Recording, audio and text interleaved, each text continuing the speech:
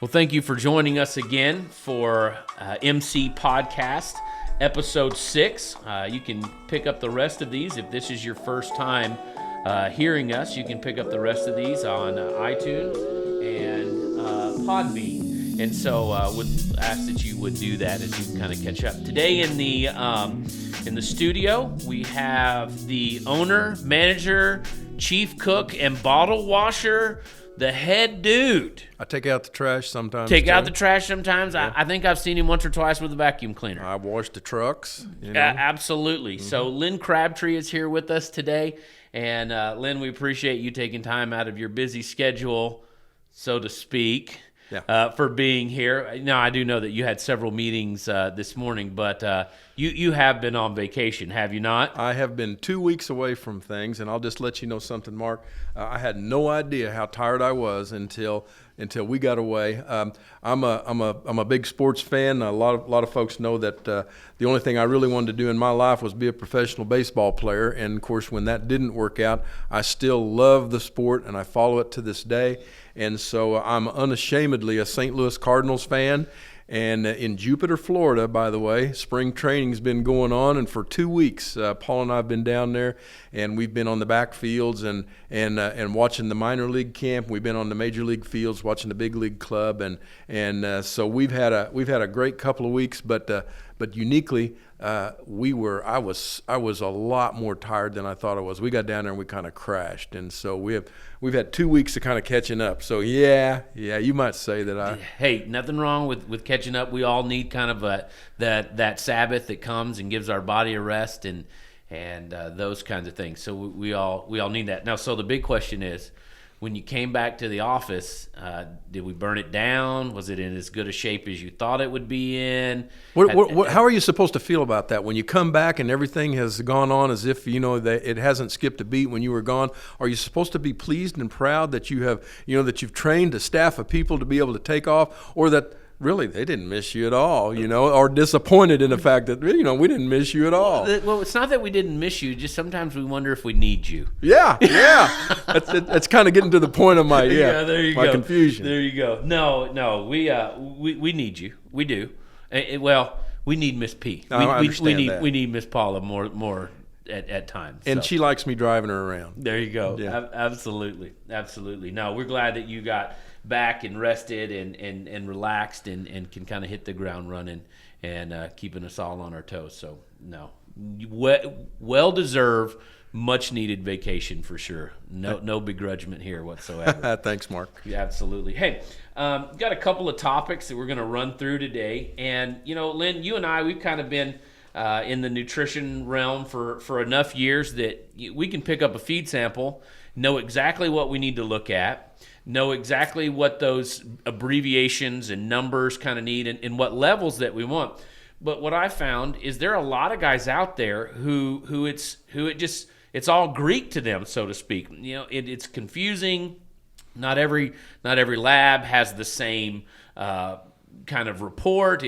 So what are some of the things if a producer, a grower, a livestock enthusiast grabs a feed sample? What are some of those aspects that they need to really look at, and where are those levels that we kind of want them to be for what we would call ideal corn silage? Mark, I think I'll answer that question maybe by saying there's a couple of different ways I look at a feed sample. When I see one, there's just a very few things that I look at that are general, that I think really are the main indicators. Okay. Those are the foundational stones that kind of going to form my opinion about what we're looking at in terms of a lab sample. And then there are some of these cases where you go, hey, here's a sample and something screwy here. And then we begin to look at that sample with a little more critical and a little more in depth. Sure. But I think that on an average, when I'm looking at a silage sample, and we've got, my goodness, Mark, I don't know how many thousands of samples that you have to work with in the course of a year, but it's unreal what this thing has developed into with all of the new experimental and things that R&D is coming up with and is growing, and all of that line of materials that are out there. I know that you deal with thousands and thousands of them, but when I see those samples, I look very basic initially. Yeah. And when I look basic, I'm thinking about run through those quickly. I'm looking at moisture. I'm looking at the moisture in the dry matter of the sample, because that's going to skew it tremendously. Sure. I'm looking at the percent of starch that's in that sample. A lot of people probably focus a lot on protein. I don't focus too much on protein, but I want to look at the fiber percentage. Okay. I want to know what the digestibility of that fiber is, because it's going to let me have a good indicator of when and how that sample was harvested, in what stage of vegetation. And so, we're looking at trying to develop big, heavy, hardy, healthy corn plants, that are harvested at a right period of time, that have got a lot of grain with them, and the sugar contents are high, so you get a high fiber digestibility. That's the basics. Right. But then we can really begin to break that down and look at some of the fine things. But I think a lot of times when we get folks that are calling in asking me a question, they're focused on some of the more micro aspects of the analysis and put too much emphasis there. Sure. When they really need to make sure that sample has all of the basic elements in place. Absolutely, and like you said, one of those most basic elements is moisture. Yes. and dry matter. Yes. And so dry matter is basically any part of that sample that's dry, that's not water. Yes. Right. And so where you were talking about how that could skew how this sample is, and not necessarily skew, but kind of framework how it is. So if I have something that's too wet or too dry, what kind of ways can that affect a silage quality? Now, answering that question, I think, is one that you and I would both agree is we could probably spend hours talking about. Absolutely. Because our industry, those folks that are selling seed corn to be harvested for silage, have largely been recommending wetter as we go along. And as we begin to harvest silage wetter, we begin to harvest it more vegetative, less mature. And so we don't give that corn a chance to go ahead and physiologically develop the percentage of starch which we need for the unit of energy that is going to go into that to making milk or meat for that animal that consumes it. So we don't want to have to get in that scenario where we go wetter, and we do that so that we can increase the digestibility of the starch, which is understood. Absolutely. But we decrease the percentage of starch when we continue to do that. So you want to look at that sample, and you want to begin to get an idea of where that corn plant was at when it was harvested. So we're looking at these numbers, and for guys that have harvested silage, you understand this. You're looking at trying to harvest that when the grain is kind of at half milk. Yeah. And it's going to fall in a nice range that's going to be in that, on the low side, the wet side, 28% dry matter, or on the high side, 38% dry matter. But that's kind of a range that we're looking at. And what I have found from my experience is I want a corn hybrid that's going to have good starch digestibility out of the gate. Yes. Not have to harvest it at those really wet moisture levels, but begin to get it up there in towards the mid-30s. I think you and I would agree closely. I mean, I would like to see that sample push 33 to 35%. Absolutely. And you may be more in that 32 to 34%, but I think we're splitting hairs there. Absolutely, yeah. At that point, you are splitting hairs. So I think what we see then when we begin to look at moisture is if we've got a number in there, and there's things that can skew this number, drouthy conditions or unusually wet conditions can skew this number. We're looking at something in that low to mid 30s range as being ideal, and that's going to allow us to see the higher percentage of starch, the starch developed in that corn, and realizing that we've still harvested that corn in enough of a vegetative stage that we've maintained sugars and a higher level of fiber digestibility. Absolutely. And if we take it too wet, we don't have the starch there. Right. We may have good fiber digestibility. Yes. But if we take it too dry, we may have a little more starch, but the starch digestibility will decrease, and so will the fiber digestibility. Yes. And so we want that good spot, and I think I agree right with you there. I like a 32 to 35% moisture is where we need to aim. One of the things that will fool us there sometimes is when I have a plant with good stay green. and my plant is good stay green and my kernels are drying down. We've got to really watch out for those kinds of things. So we got moisture there that we've talked about. What are some of those other aspects that we look at that can kind of help us, that big view, those simple things, those most glaring things that we can look at when we look at a silage sample? Well, let's say we got that silage sample harvested at about the right moisture, but we mentioned that there are a few things that could skew that a little bit. So without getting too much in depth, what was the percentage of starch? Right. I want to know how much starch was in that corn silage sample, because we can make it on time, but if it was a drouthy corn, did that corn, was that a type of a hybrid that was going to go ahead and put its energy into reproduction so that we made a nice size ear, and maybe it was drought corn, harvested on time, moisture's about right, but do we have starch levels that are up there in the 30s, or are we percent range, or is it going to be more in the 20% range? Did it not make grain? Because it's going to feed vastly different based off of the percentage of starch that's in that silage sample. So I kind of want to see there what that looks like. I don't know what it yielded, and at that point yield doesn't enter into the equation. That's something that we've got to take into account when we're choosing our corn hybrids. Because we definitely want something that's going to endure stress and be able to make yield. But I don't know why I'm changing that tangent, because what we're talking about is the quality of that silage sample. Yeah. And moisture content's first thing I look at. Percent starch would be the second. Percent starch, and we want that in the 30s. Yes. Yeah, and usually if I'm over 35 and pushing 40, my silage is too dry. Oftentimes, not always, but oftentimes we do see that. So we like a mid 30s is kind of where we're at. Low 30s is still pretty good. What about the fiber aspect? What measurements of fiber do you look at? Can I back up just a little bit, because we see a lot of folks, and it's been a very popular thing to do within industry circles, is chop silage high. Yeah. Pull that chopper height up, and leaving a couple of feet of silage out there in the field. Then we can begin to run some of those percent starch numbers higher. True. And the quality of that silage may be pretty decent. But let me say this, from my experience, I have seen so much good material, and the industry says that material, that bottom 2 feet of silage, is just junk. And with a lot of corn, that may be true.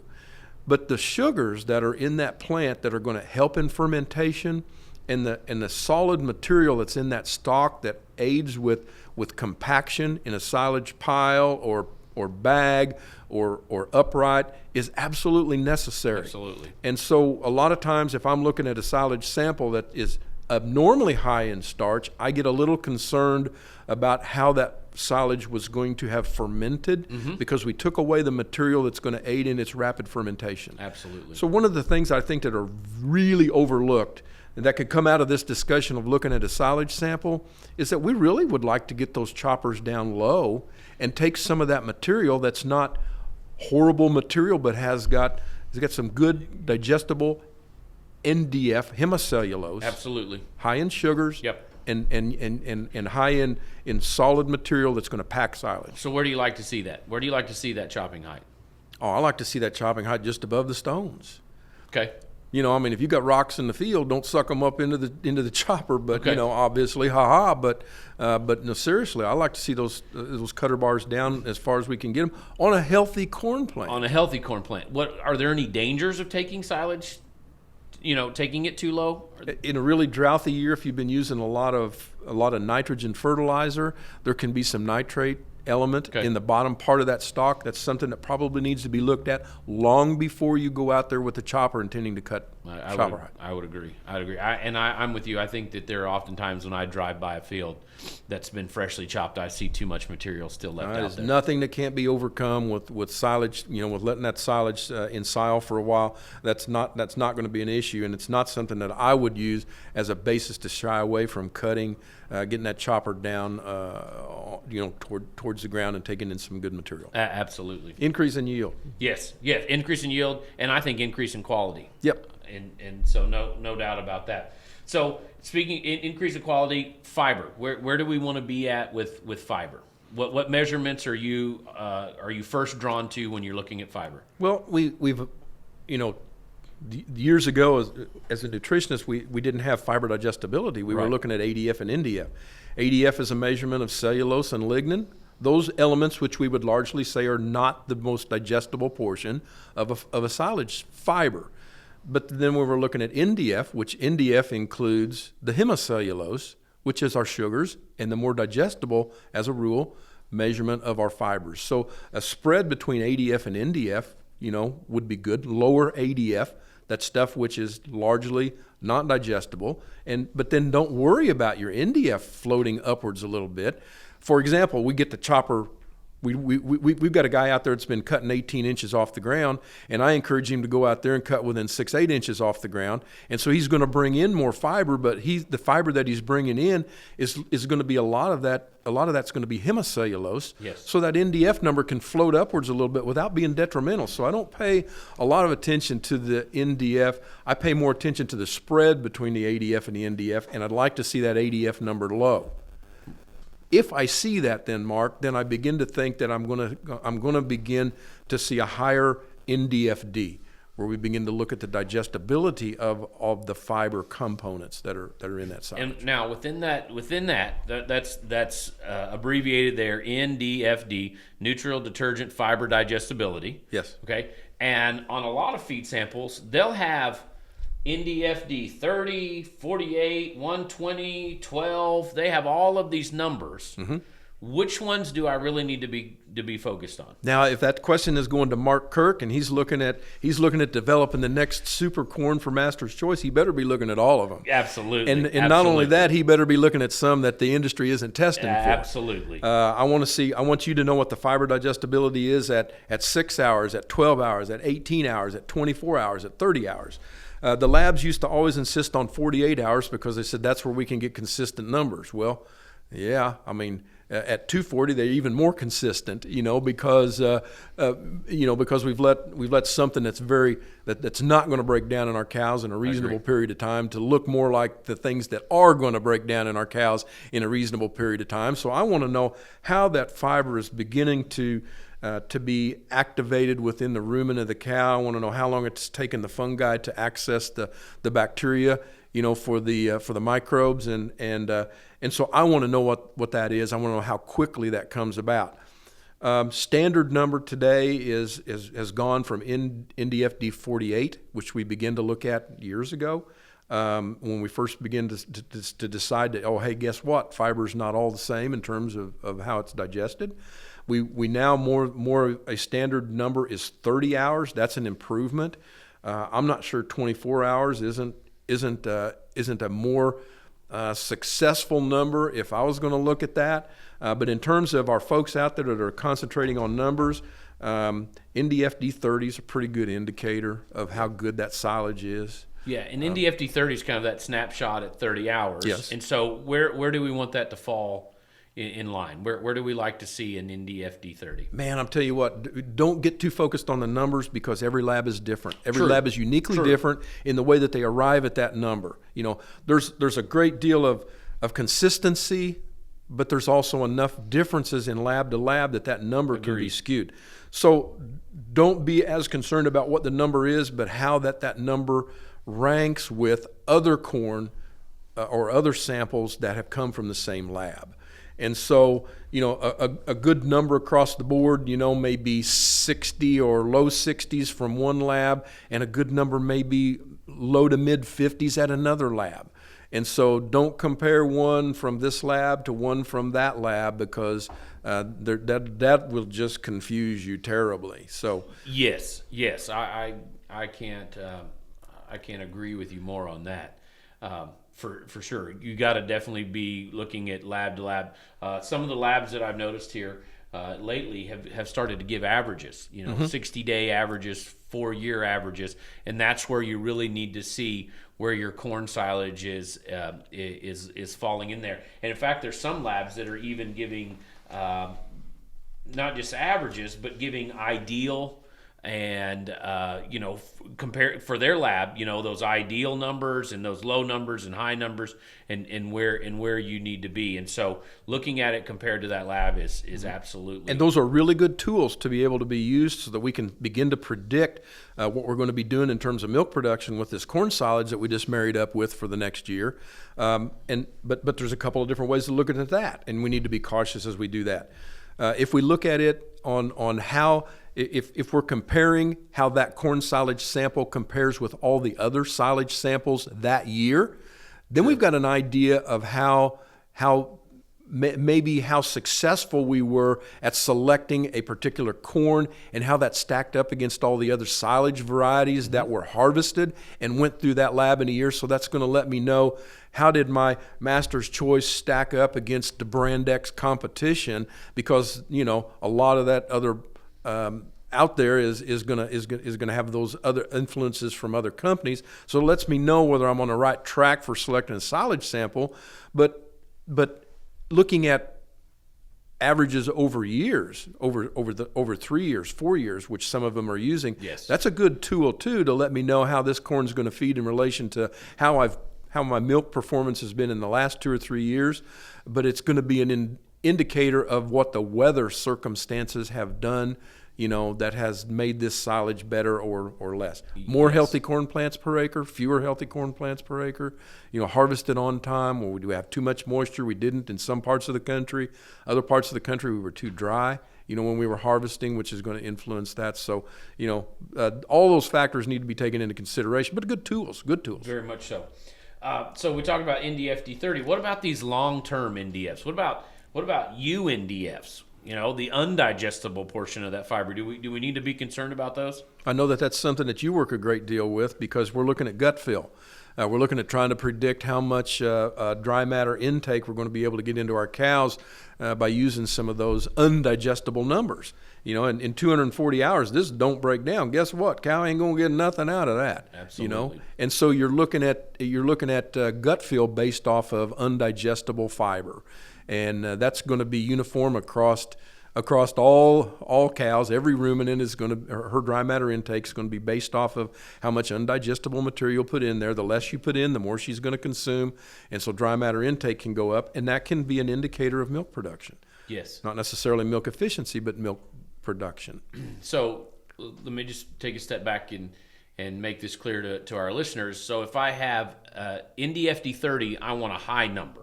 Yes. The higher the better. Yes. And with UNDF, the lower the better. Undigestible NDF. The U stands for undigestible, so we want a low number there. That's the stuff that's gonna cause a lack of gut fill and decreased dry matter intake. Now, that's going to be different from variety to variety. In 30-hour NDFD is going to be different from variety to variety. But it'll also be different from feedstuff to feedstuff also. Yes. Some of your halages may have a little bit higher UNDFs than your corn silages, and so you really got to kind of, your nutritionist has got to balance those and match those up so that we're not getting too much of that UNDF. And I think that Minor Institute, Kirk Kotance and Dr. Rick Grant and them, I think the number that they've kind of settled on is somewhere between 5 and 6 pounds of UNDF a day. When she hits that measurement, then she stops eating. She gets full. Holstein cow. Yeah, and that's going to depend on body weight, and it also will depend on where she's at in her lactation. Early lactation, high producing seems to be can handle a little bit more, whereas when we get past peak lactation, we need to really be considering the UNDF. So we talked about fiber. We talked about fiber digestibility. We talked about starch, but we didn't talk about starch digestibility. Are there any starch digestibility numbers that a producer really needs to hone in on? Once again, compare your lab to other samples out of that lab. There's no labs vary a little bit. I mean, we have a lot of cooperation amongst, I think, at least from what I've seen, from labs in the country these days from what we had 10 years ago. I think that they've standardized a lot of things, but there's still some differences in technique, in where the fluid that they use was arrived from and how the process went about. 7 hours in fluid, is a measurement for starch digestibility, which is largely accepted.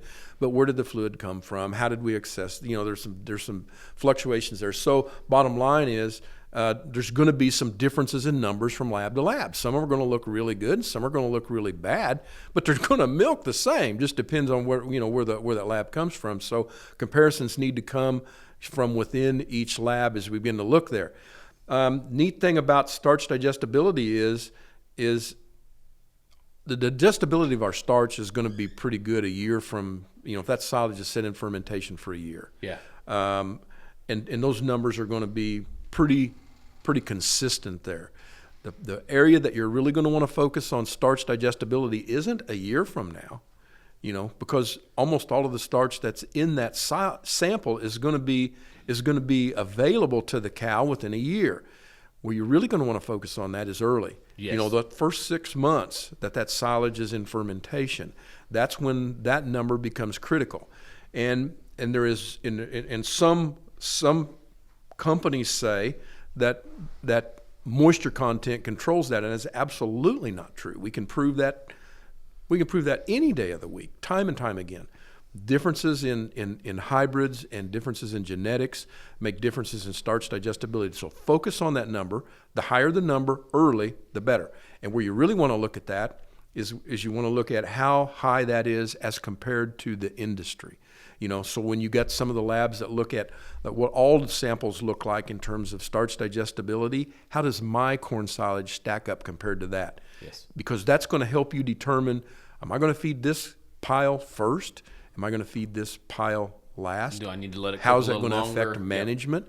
A lot of these things that Am I going to have to add a little corn? The more digestible that starch is, the less starch I have to have. Yes. Yeah, and how I'm going to be able to do that. So I want to take a step back into something that I just thought about. We've been talking about the differences between lab to lab, all right? So we got to look at that. Now, one of the other things is that some labs run some tests and some labs don't. One of those is TT-NDFD that we kind of skipped over when we were talking about fiber digestibility. Total tract neutral detergent fiber digestibility, and that's a mouthful. Not every lab runs that test, and that's kind of a if 30-hour NDFD is a snapshot, TT-NDFD is kind of the movie. It shows how this thing's gonna digest, and they kind of give it a score of how digestible that is over several different time points. But not every lab does that. And there are other things that some labs do and some labs don't. And so that's another thing that we've got to really be careful about when we're looking at this. Not all labs are equal. So we can't judge from lab to lab. If I get a sample from Rock River or Cumberland Valley or Dairy One, I can't look at those as compared to each other. I have to look within the lab there. So we talked about fiber, we talked about starch, we talked about digestibility. What about some of these calculations that we get on a feed sample? Years ago, now this was I'll show your age and not mine, right? Years ago, you looked at TDNs. And even in the beef industry now, we're still looking at TDNs, total digestible nutrient. Although for corn silage and dairy producers, it may be an indicator number, but it's really not a good fine number for that. So we have some of these other ones, RFV, relative feed value, relative feed quality. TT-NDFD is one of those. But milk per ton, can we use milk per ton when we look at a feed sample? We kind of touched on those basic things that at the beginning of our discussion here we said were key elements that we wanted to kind of focus in on, and then as we begin to have a need to break that silage sample down, which is obviously that's one of your primary job responsibilities, is to really fine-tunely break this down so that we can most accurately predict what it's going to do in a cow, yes, what this hybrid's going to do, and is this new one that Kevin and his team is developing going to feed better than one that we've already got in the lineup? Does it have the potential to go there? That's your job. We begin to move away from these foundational pieces that help us to have a basic idea. Yeah, this probably looks like a pretty decent sample, or no, I can see some real problems here, into the tools that are going to help us to make that determination on how much better this is going to be than the other. And so you ask about milk per ton, back up to TTNDFD. TTNDFD is a tool. Yes. And if it's used, Dr. Combs created TTNDFD, and it's an excellent tool to accompany some of the other pieces of information that we've got on a lab sample to help us determine the effectiveness or the efficiency that sample is going to have, or that silage is going to have. And so it's not an end all. Right. What folks are looking for, and what probably most of the people in our audience is looking for, is give me that number, that I can look at and decide that's going to tell me all I need to know. And it's really not that simple. And I wish it were. It would make my job a whole lot easier. Well, it would if I had that number. You know what I mean? Okay, but here's an example for you. You brought up milk per ton. That is what we wanted to be the end all. Right. We wanted milk per ton to decide what it's going to be. What the result of that sample is in a nutshell. How can I compile all of these elements? Because I don't want to have to learn what all of these things mean the way that Mark Kirk has to understand them. I want to be able to just and simple is better. Keep it simple. Milk per ton was supposed to be that thing. It was developed in 2006, the last time that it was upgraded. Milk per ton is a good number. But let me just give you an example of where that can be a very difficult to define number.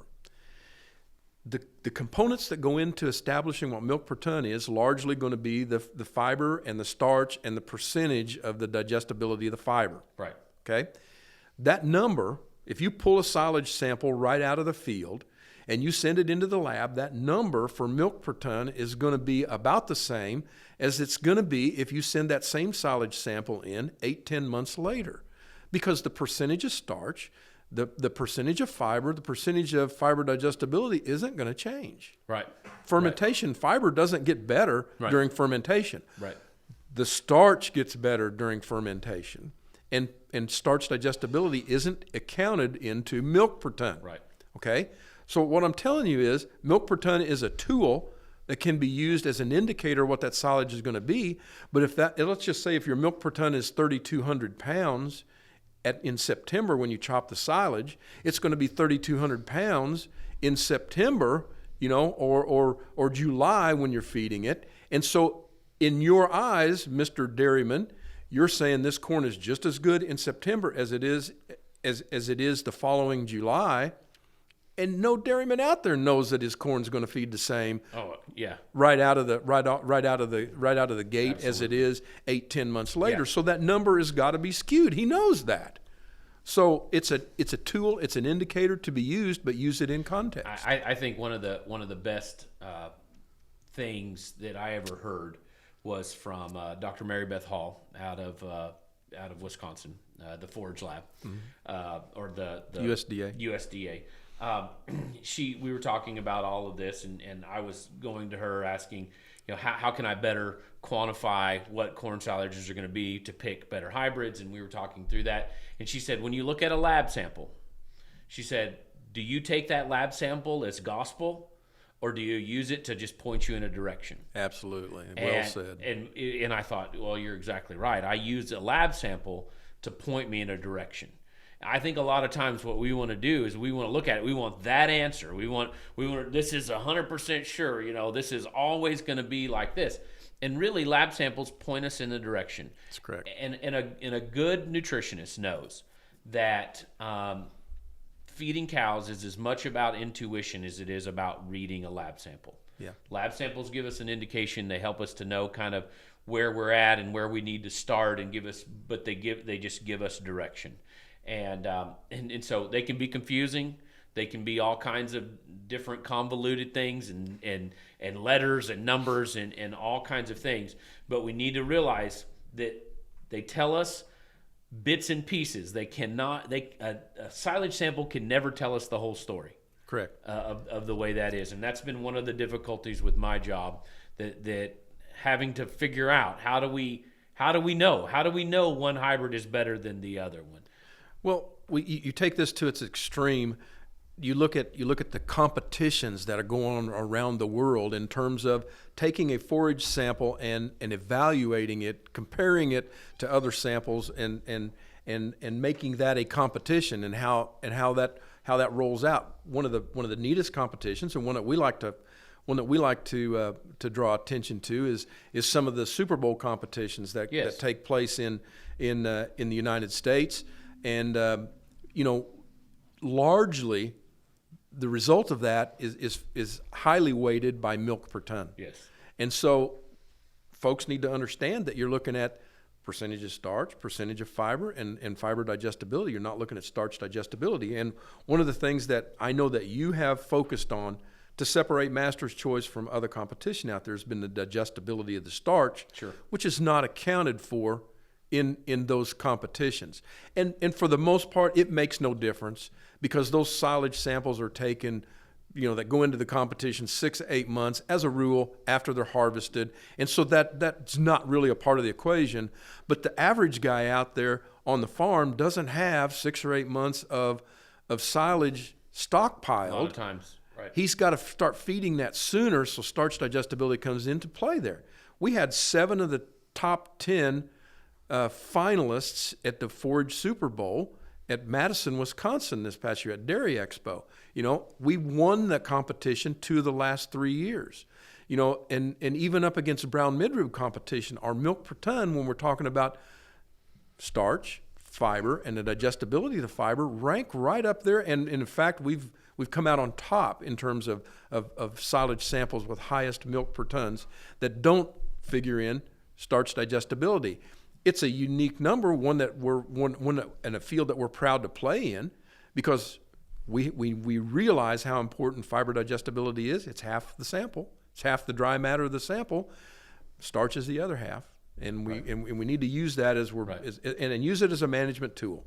So as we kind of think about this with silage samples, really what we're wanting is higher quality, and higher quality is going to help us be more productive and more profitable. Yes. And so productive and profitable is one of those areas that a lot of times that get as convoluted as silage samples and that.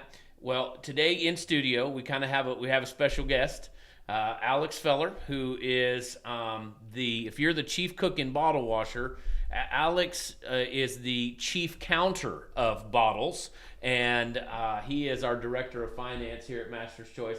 And so, Alex, we want you to come bring us a little bit of information on the economics of farming and some of those things that you kind of look at and you can kind of give us a direction for. Alex, welcome to the podcast. We appreciate you coming in and taking your time out of your busy schedule of counting beans and bottles and making sure that I don't spend too much money. At Master's Choice, we count corn, not beans. So this is true. It's much more important. It is much more important. Yeah. Now, I appreciate the job and that you do here, and it's much more than just counting corn or beans or dollars. You're really looking at the profitability of our company and how to make sure that we are as profitable as we can be. And so I appreciate that, because the more profitable that we are, the more Christmas my children get. And that's a lot of Christmas for you. That is a lot of Christmas. That is a lot of Christmas. Yeah. And so, Alex, just kind of go through a few things, kind of bing, of some ways that farms can be more profitable, and just some things that they need to be looking at, and some ideas that they may need. Yeah, well, and you hit on a couple good points there. So the first thing is that I think that agriculture is becoming just as much of a game of the mind as much as it has always been hard work. You've always had early mornings, late nights. That's always been the case. And now it's becoming even more important that we understand finance, that we understand economics and cash flow and things like that. Things that some people are intimidated by, or some just hate in general. But it really can make or break how a farm or how any operation really succeeds. And so I'll start by saying two things, which is one, I'm probably going to say grower a lot. Okay. And by grower, I don't necessarily mean you have to produce something in the field in order for this to apply to you, but we'll just use that as our generic term. I like it. And then the second one is you'll probably get a lot of questions from people throughout any consultation about finance, which is, should I do this? And the answer is always going to be maybe. I worked at a tax firm for a while, and the one thing that was constant was if anybody asks a question, doesn't matter who it is, they're always going to ask a yes or no question that the person can't answer, because every operation's different, every grower's different, their background, their knowledge, everything depends on your situation. So not black and white, just some guidelines that we're going to talk about today. Okay. So what I kind of want to talk about was what we call playing the financial long game. You might have heard that before in some different contexts, but what it means for a grower today, for the average grower today, is you're up against tough margins. You're up against an economy where there's lots of consolidation. Inherited farms are becoming less and less, and they're becoming larger, more consolidated or corporate farms. And that's scary to a lot of people, and it probably should be. It means the economic climate's not what it used to be, and prices aren't where they used to be. So when you come across an economy like that, the temptation is I'm going to make decisions based on the short term. I'm going to look at what's right in front of me, and that's it, because I'm just trying to survive until next year. And you hear that a lot from guys. It's tough. I'm working harder for the same amount that I got last year, so I'm just looking at what's in front of me. That's really dangerous thinking, financially speaking.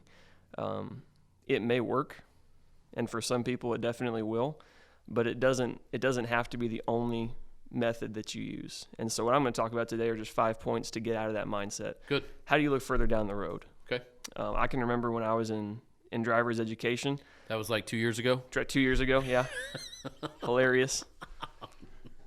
In driver's education, and I'm talking about the formal one, not the one where my wife tells me how to drive. Yeah, right? there you go. So in the formal one, they tell you look down the road a little ways. If you were to look right in front of your car, you don't see what's up ahead. If there's a deer on the side of the road, you can't avoid it because you see it as soon as it hits your car. You don't know where the turns are. And so you have to look a little bit down the road in order to get a good understanding of what you might need to be doing right now to prepare for it. The first thing, as far as it applies to growers, I would say, and this is probably the most important, focus on outputs more than you focus on inputs. A lot of the time we get caught up in trying to save nickels and pennies when we could be earning dollars with our time. So I want to back up just for 1 second. Shoot. Just your opinion, okay? So how far out should we be looking? I would say no more than, right now, probably not a ton more than 5 years. Now, that doesn't mean you can't have a long-term plan. Right. But when I'm planning how I'm going to use my cash or my equipment or maybe even my land, I'm probably not thinking more than 5 years down the road. If you want to have a big, broad goal for your business, that's perfectly fine. But for practical, what I'm doing today and how it affects, I'd probably do about 5 years. So 5 years. 5 years is what they need to look. How is what I'm doing today going to affect where I want to be in 5 years? Mm-hmm. Okay. And so focusing on outputs does a few things for you. It puts your mind more into how can I make money, how can I make dollars, then how can I save nickels and dimes. And I'm not going to say that there are not really good deals out there to be had on something that I apply to my field or the seed that I put into my field or equipment. But for the most part, I want to focus on the end result. My goal is not to save money. My goal is to make more money. My goal is to increase my production of my corn or my beans or my milk or whatever it is that I'm getting paid based off of. And so that's where the majority of my time needs to go. Now, the cost is always going to be a portion of that, but I'm not going to waste my time trying to negotiate some small decrease in price on an input when I could be spending it on, okay, how do I increase the amount of output that I'm getting? Because that's what's going to drive my business. You know what I mean? Yeah, and I just to kind of add to that real quick, we were talking in the last podcast with John Nadler, and we were talking about guys really wanting to cut some seed costs this year, and the danger that could be is that I could completely lose yield if I don't get the high quality elite genetics, if I don't buy those and just buy whatever I can buy at the farm store for $80 a bag. And I lose so much yield, then I really have lost money and not made any more than what I had. So that's kind of the thing you're talking about. Yeah, and we've heard of deals. I can't remember the geography now. We've heard of some companies doing a buy one get one or a buy one get two. Really tempting to go after those kinds of sales. But what are you getting? What are you actually going to get in the field when you plant those kinds of things? Right. or you could look at it from not just a seed perspective, but from any other inputs as well. You get what you pay for is a cliche, but it's really true. And companies that are vendors are just about as desperate sometimes as some growers are, and so they're gonna cut deals they normally wouldn't cut, sell products they normally wouldn't sell, just to try to keep afloat. Okay. So the second aspect. The second aspect, I would just say, mind your accumulated depreciation, and this is one I know. Whoa! I know. Watch your mouth. This is a family show. I'm gonna define it. You could call it AD if you want to. Does that make you feel better? So accumulated depreciation is the aggregate amount of your depreciation expense. And a lot of guys know what depreciation expense is. It's that thing that lowers your taxes after you buy something brand new at the end of the year. Yes. So depreciation expense basically says, a lot of guys think it was an IRS thing. It's really not. It's more of an accounting thing because it tells you how your equipment is losing value over time or losing its lifespan over time. It is an IRS thing too. You do get a tax benefit for it. It does decrease your net income, so it decreases your taxable income. That's a whole another thing. But your accumulated depreciation tracks that year by year. So if I buy a piece of equipment for $100,000 and it's got a 10-year life, every year it's losing $10,000 of value that goes into this account called accumulated depreciation. If I let it depreciate all the way, what that tells me on my books is that it doesn't have a lot longer left to live. And some guys can probably mine more years out of it than what the books say it has. Okay. But if you're looking at your accumulated depreciation and it's about 90% of what your equipment account is, chances are you're going to have some investments down the road. And you'd be preparing for that. It's a little bit of, I don't want to say arrogance necessarily, but it's pretty optimistic thinking that the equipment that you're using today is going to last forever. Some of it may last longer than it should. Unless it's a John Deere 4020, and I don't think you could blow one of those things up. Have we tried? Probably. Okay. Yeah. So that's another thing to keep in mind is just that your equipment isn't going to last forever. Right. And it's really tempting to forget about those larger expenses on the books. But you actually have a method of doing that on your balance sheet in accumulated depreciation. You can keep track of about how much you've got left in your equipment. And plan a little bit for the investments you may have to make in the next few years. Okay, third step. Third step is just to make a plan. A lot of the guys we talk to, I wouldn't say a lot necessarily, but a few of them, we'll ask them, what's your plan for your crops next year? We'll ask them this in September, October. Well, I have no idea. You really should. You really should start to plan what your crops are going to look like for the next year, probably before you harvest this year's crop. Absolutely. A lot of decisions made on a whim are usually made poorly. If you're prepared, if you know what you're going to say to a vendor or somebody when they walk up to your farm, you're usually going to make the right decision. Now, where you get in trouble is you run out of time, you run out of money, you start making some really bad decisions if you don't have a plan. Sure. Now, you got two more. What are the others? Two more. So the practice of saying no, which kind of goes hand in hand with the last one. If you have a plan, it's a lot easier. Have you been talking to my wife? I have not. Okay, just wondering. I have not. Did you want some new boots or something? Is that? Oh yeah. Well, I'm looking for a new tractor. A satchel, a new satchel, a new flowery shirt. Yeah. So it sounds easy, and you'll definitely run into some growers that are good at this. If you're a salesperson out there, but it's really tempting to take a deal that's really bad if you don't have a plan. If you're not prepared to say no, you got to know where you're going to draw the line with your finances, with your investments, and you got to know where you can give a little bit in order to make the best decisions. Sounds good. And then the last one is just guard cash flows. So there are perfectly profitable businesses out there. Again, have you been talking to my wife? I've not. Okay. Gosh. I've not. Do I need to? No. She's been saying no a lot lately, and she's been guarding the cash flow. Take the credit card. Take the debit card. Exactly. So what this means is basically that you can have a perfectly profitable business that runs smoothly for a few years. You overextend yourself like somebody who might have bought a house that really couldn't make the payments necessarily, but they were good enough that they got approved for the loan. Sure. It's kind of that same principle, a little bit different when it comes to a business. So a business can run profitably for a long time, but then they have to invest in this equipment. And then they got to make these land payments. Then they got to do this and this and this. And eventually they can't pay their vendors. And what happens when you can't pay vendors is you start getting your credit dinged. You can't get financing, downward spiral from there. So it's really important, even though your income statement may say, yeah, you're making a lot of money on the income statement, you got to make sure there's enough cash in there to make it all happen. That's kind of the oil that makes it all flow. Good. Alex, we appreciate you sharing those things with us. We appreciate you coming in and, like I said, taking time out of your schedule to do that. Hey, if you mind if I give out your email address? Somebody hears this and goes, I just have a question about accumulated depreciation. Yeah, it's mark@seedcorn.com. No. Okay. No. It's Alex@seedcorn.com. Alex@seedcorn.com. I'd be happy to answer any questions about any of these points. And like I said, everything's going to depend. It's going to depend on the situation, the circumstance, the knowledge, Absolutely. And I'd be happy to answer any questions you got. Good deal. Thanks, Alex. Lyn, we're about to wrap up. I'm going to give you the last word, so to speak, and anything else you want to finish up with. Anything that you can think of, maybe touch on something, Alex, something you didn't think about with silage samples, or maybe you just want to talk about how good I am.